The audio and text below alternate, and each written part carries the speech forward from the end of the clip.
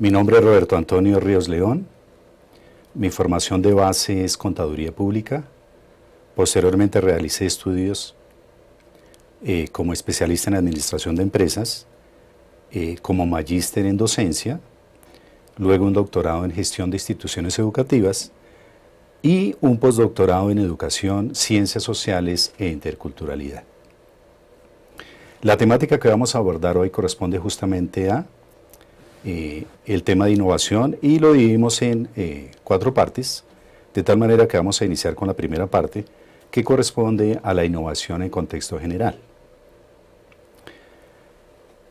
La innovación como tal, existen diversidad de definiciones, también diversidad de conceptos, diversidad de opiniones.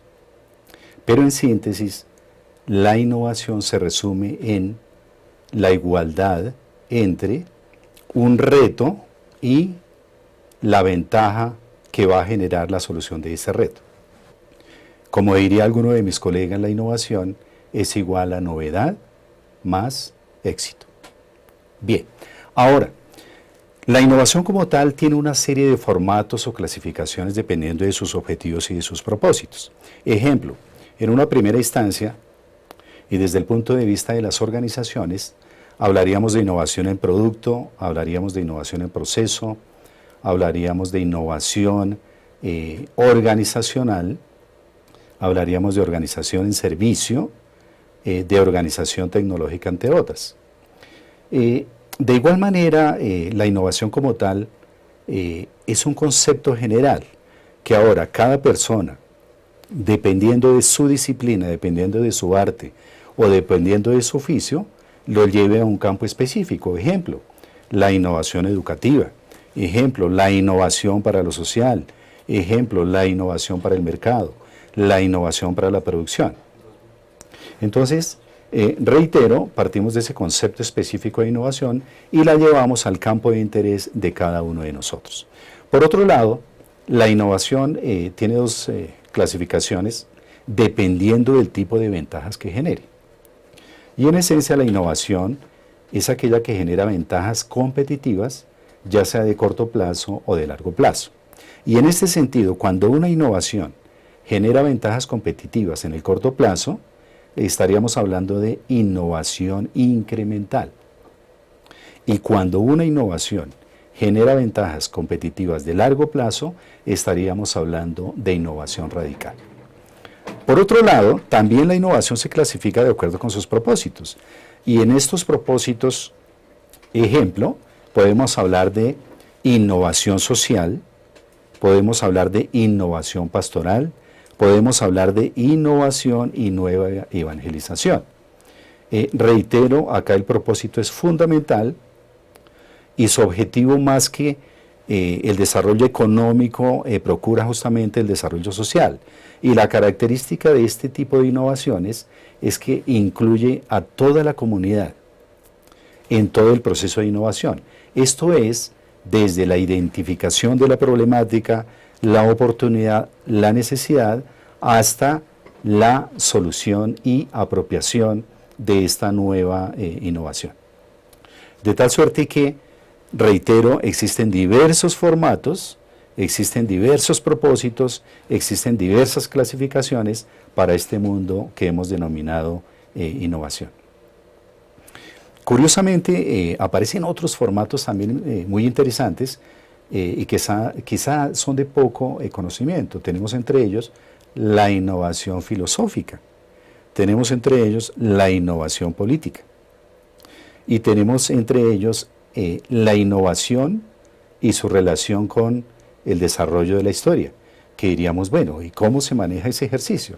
Pues realmente aquí los historiadores son los llamados a innovar en este tipo de formatos de innovación. Muy bien. Ahora, en el contexto de las organizaciones como tal, y esto incluye también, por supuesto, las comunidades, siempre hablamos de la innovación. Y quizá la innovación también se concibe como un producto, pero realmente la innovación, desde mi punto de vista, debe ser concebida como un proceso. Y como un proceso que nace justamente de una problemática de una necesidad o de una oportunidad. Y qué interesante en este punto tener justamente esa capacidad de identificar adecuadamente una problemática, una oportunidad o una necesidad, porque muchas veces nos lanzamos a los temas de ideación, nos lanzamos a los temas de prototipado, pero si no tenemos clara la problemática, esto es, el problema que pretendemos resolver con la innovación, pues realmente pueden ser las ideas excelentes, brillantes, el proyecto puede ser fantástico, pero la problemática continúa. Muy bien. En este proceso de innovación, de igual manera, hay un aspecto supremamente importante y es justamente la creatividad. Y la creatividad hace referencia a ese ejercicio que quizá todos desarrollamos en el día a día de manera consciente o de manera no consciente. Esto es que siempre estamos pensando y considerando en cómo hacer las cosas de una mejor manera y quizá de una manera más eficiente. Y en este sentido existen múltiples técnicas o cajas de herramienta para despertar esa creatividad.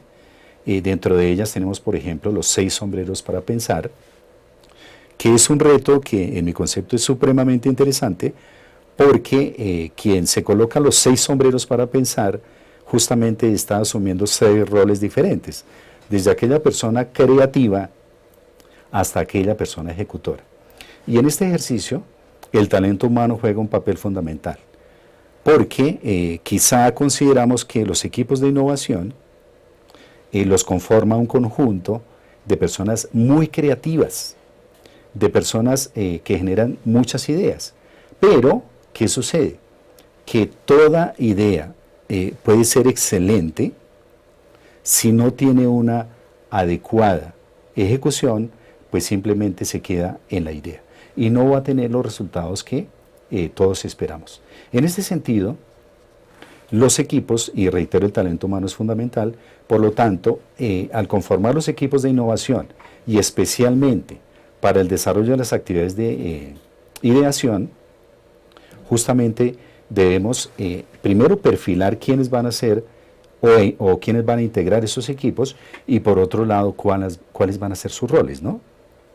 Y es claro que algunos tienen un rol de creativo supremamente marcado, otro de ejecutores, otro de facilitadores, otros de catalizadores, en fin, de tal manera que bienvenido en este ejercicio ese sinnúmero de roles que por supuesto, reitero, van a hacer su aporte desde sus conocimientos, habilidades y destrezas para que se lleve a cabo exitosamente un proceso de ideación.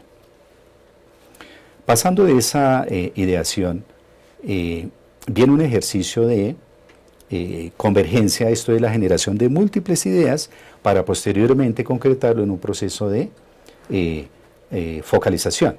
Y en este ejercicio de focalización es cuando ya la idea como tal se analiza, se evalúa, se mira cuál es su factibilidad y justamente ya se lleva a un formato que denominamos el proyecto de innovación. Y en ese proyecto de innovación hay un aspecto fundamental para que el proyecto sea exitoso y es tener absolutamente claro cuál es el problema, la oportunidad o la necesidad que resuelve y segundo, cuáles son los beneficios que va a generar el desarrollo de este proyecto. Y finalmente, en esta primera parte de la sesión, tenemos el lanzamiento y comunicación de la nueva innovación.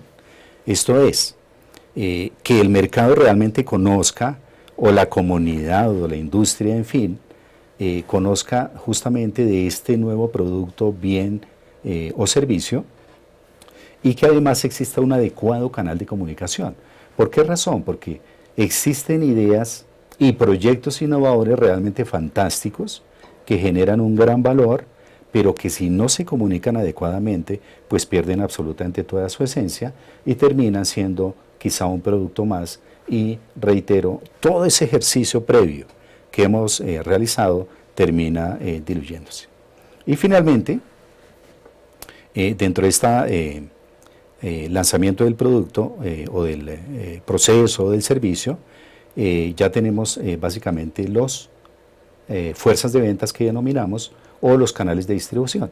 Y en este sentido hay un gran reto. ¿Y cuál es ese reto? Que cuando ofertamos al mercado o a la sociedad un producto, bien o servicio, que ya es conocido, que son conocidos sus beneficios, sus atributos, pues ya es fácil mercadearlo, ya es fácil socializarlo, ya es fácil distribuirlo. Pero cuando se trata de un nuevo producto, el esfuerzo es mucho mayor. Y en ese sentido, quienes tienen esta gran labor de hacer llegar el producto a su usuario final, deben tener un esquema de reconocimiento y quizá de compensación muy claro y muy específico. ¿Por qué? Porque reitero, cuando estamos trabajando ya con un producto o servicio probado, pues el tema de un ingreso se garantiza, pero con un producto nuevo se tiene cierto grado de incertidumbre.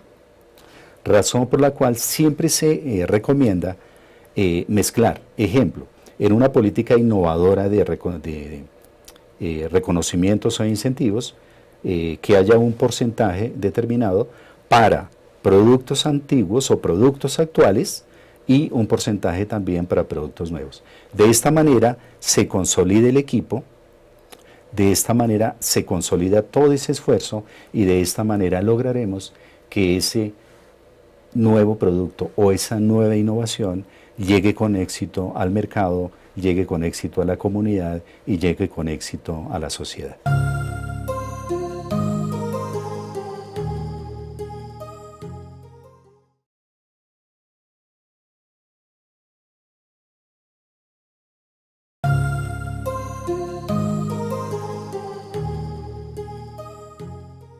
En este segundo apartado vamos a compartir el tema de innovación y su relación con la investigación. En este sentido, la investigación hace parte de esa caja de herramientas que harán exitoso un proceso de innovación. La investigación como tal, y para este tipo de ejercicios de innovación, el estudio de caso es fundamental. Y es fundamental, ¿por qué? Porque normalmente cuando analizamos un problema, una necesidad o una oportunidad, lo hacemos de manera focalizada para una comunidad, para una empresa o lo hacemos para una organización como tal. Y cuando analizamos esta problemática, desde innovación hablamos de la definición del reto, desde investigación hablamos de la definición del problema. En el fondo, tanto la innovación como la investigación tienen ese propósito común, que es solucionar la problemática de una comunidad, que es previamente identificar esa misma problemática en términos de causas y en términos de efectos. Y a este apartado tenemos que dedicarle bastante tiempo y ser muy rigurosos, porque normalmente tratamos de confundir o mezclamos o no identificamos, en el mejor de los casos, lo que es una causa de una problemática y lo que es el efecto de la problemática misma. Y en este sentido, tanto la investigación como la innovación tienen como propósito justamente atacar esas causas que generan la problemática para justamente mitigar o, en el mejor de los casos, extinguir los síntomas o las consecuencias que está derivando esta misma problemática. Para el estudio de caso, diríamos que en esa misma relación de innovación y nueva evangelización, hay muchísimos problemas, hay bastantes retos que abordar. Y es interesante el ejercicio cuando con las diversas comunidades hacemos el análisis sobre, bueno, ¿y en qué vamos a investigar y o en qué vamos a innovar? Y en ese sentido, en principio es difícil lograr concretar una problemática, lograr identificar cuáles son esas causas y lograr precisar cuáles son esos efectos. Y en este sentido,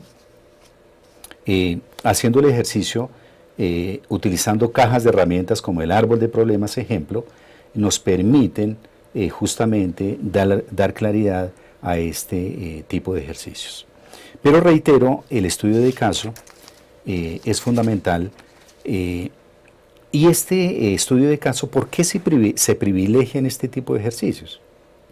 Porque cada caso tiene unas características que lo hacen único, que lo hacen muy particular y que realmente generan una gran oportunidad, primero para investigar y luego para generar soluciones innovadoras.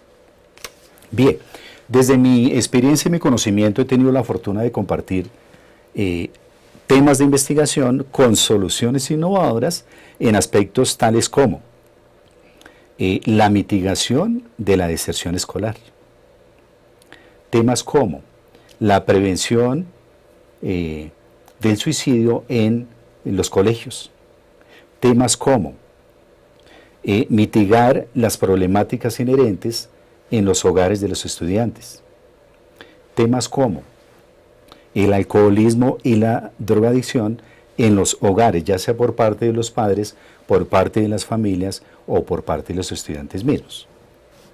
Y otro sinnúmero de retos en las mismas comunidades, ¿no? Problemas de saneamiento ambiental, problemas de salud, problemas de alimentación, en fin, que hacen justamente que se articule ese binomio investigación-innovación para llegar justamente a una solución que satisfaga absolutamente todas las necesidades.